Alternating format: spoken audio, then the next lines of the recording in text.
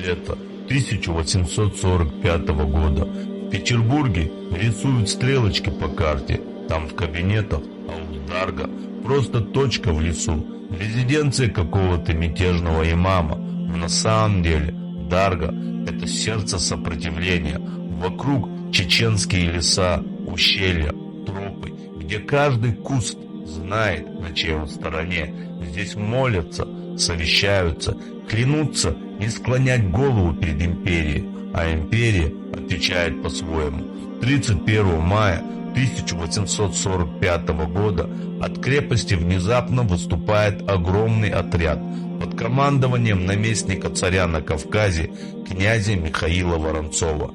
Пехота, кавалерия, артиллерия и генералы с громкими фамилиями, князья, всего до 18 тысяч человек. На бумаге все просто: дойти до Дарга, уничтожить оплот имама, сломить сопротивление горцев и написать в рапорте: Кавказ усмирен. Но бумажные планы сгорели в тех лесах.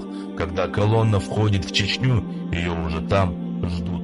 На перевалах и в теснинах люди имама Шамиля, мюриды, чеченские и дагестанские бойцы. Среди них Байсамбур Биноевский, Талхик из Шали, Хаджи Мурат и другие. Они не выходят строем на открытое поле. Не для этого Аллах дал им горы и леса. Вместо этого они ночью делают вылазки, а днем засады. На тропах завалы, деревья, сваленные поперек дорог. Каждый поворот как прицел. Тем временем русский строй тянется по ущельям, как длинная рана.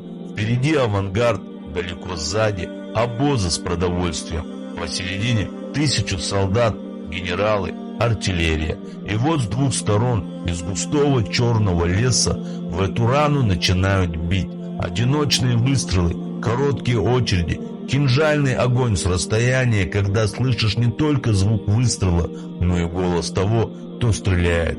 Кто-то падает, кто-то кричит, а кто-то ищет офицера, а лесу все равно. Он на стороне тех, кто знает каждую тропу. Чем глубже колонна заходит к Даргу, тем больше она теряет людей, лошадей и силу. Воронцов хотел глубокого удара, и он действительно зашел глубоко, но к его великому сожалению не туда.